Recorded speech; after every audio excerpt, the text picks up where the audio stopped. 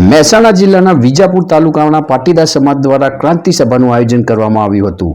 આ સભામાં વરુણ પટેલ, દિનેશ બામણિયા, મનોજ પનારા, પૂર્વિન પટેલ, ગીતા પટેલ, 27 પાટીદાર સમાજના આગેવાન પીઆઈ પટેલ, 27 પાટીદાર સમાજ પ્રમુખ સુરેશભાઈ ડી પટેલ, 7 સમાજના પૂર્વ ધારાસભ્ય કાંતિભાઈ પટેલ સહિત મોટી સંખ્યામાં પાટીદાર સમાજના ભાઈઓ તથા બહેનો ઉપસ્થિત રહ્યા હતા।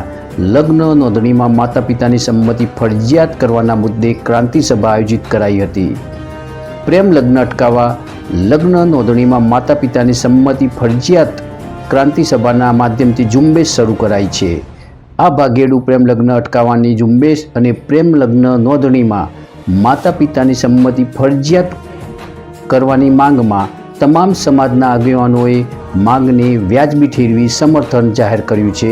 તો બીજી તરફ પ્રેમ લગ્ન નોંધણીમાં અનેક જગ્યાએ ચાલતા રેકેટ મુદ્દે વરુણ પટેલે ઘટસ્ફોટ કર્યો હતો, જેમાં બનાસકાંઠા જિલ્લાના ડીસા તાલુકામાં આવેલા સમોના ગ્રામ પંચાયત તલાટી દ્વારા લગ્ન નોંધણી રેકેટ ચલાવવામાં આવતું હોવાનું પાટીદાર આગેવાન વરુણ પટેલે આક્ષેપ સાથે વિગતો રજૂ કરી હતી।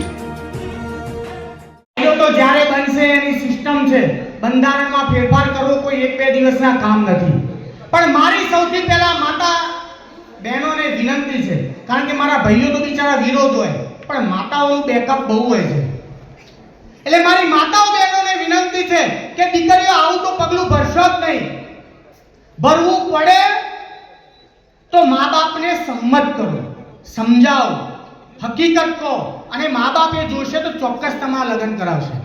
મારા પણ પ્રેમ લગ્ન થયા છે, આ સત્ય હકીકત છે, પણ મેં મારા મા બાપને કીધું, મારા સાસુ સસરાને વાત થઈ, બંને ફેમિલી મળ્યા, એકબીજાને સમજ્યા, એના પછી લીગલી કંપે ભારતીય સંસ્કૃતિ અને સંસ્કાર પ્રમાણે મારા લગ્ન થયા છે। આ હું 2010 ની વાત કરું છું। 18 વર્ષની દીકરી ના કાયદામાં આપણે સુધારો લાવવો જોઈએ, કારણ કે એ હજુ 12મું ધોરણ ભણીને કોલેજમાં જ પ્રવેશતી હોય છે।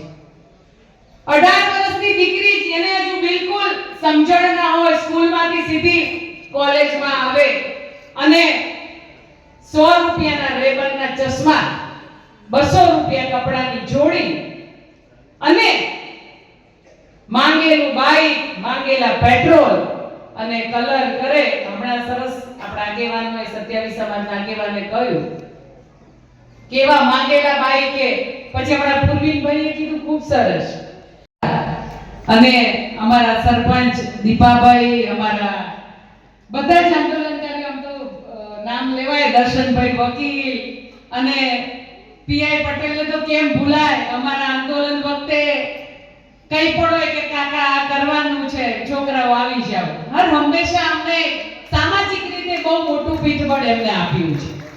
અને સમાજની આટલી મુહિમ આપણે સૌ જાણતા કે સરકાર સામેની આ લડાઈ અને એને સાથ અને સહકાર પાટીદાર સમાજના આગેવાનોએ આપ્યો છે, એની આજે ખુશી છે।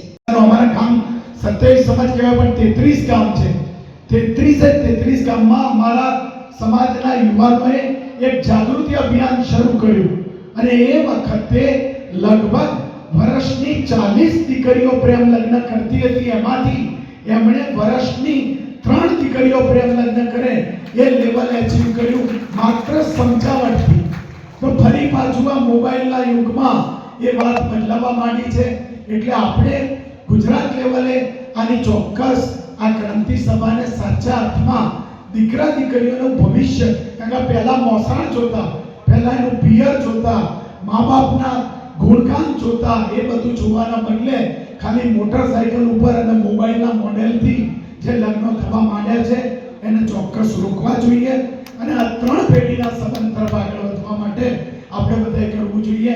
અને જે રીતે ભાઈએ હમણાં કહ્યું કે આગેવાનોની ફરજ છે કે સરકાર આગળ રજૂઆત કરે, તો ગુજરાત લેવલે આ પ્રકારની રજૂઆત કરવા માટે આપણા પાટીદાર મુખ્યમંત્રી ભૂપેન્દ્રભાઈ પાસે જ્યારે બી જવાનું થવાય તો એમાં સેતુ બનવા માટે તો આપણે મારું પહેલું નામ લખી લેજો। આપણે આ કાર્યક્રમમાં જે આયોજન કરીને બોલાય બદલ આપનો ખૂબ ખૂબ આભાર। જય સરદાર, જય જય સરદાર। અમારા સરદાપુર પ્રતિનિધિ હર્ષદ લખવારાનો રિપોર્ટ, GG1 ન્યૂઝ, વિજાપુર.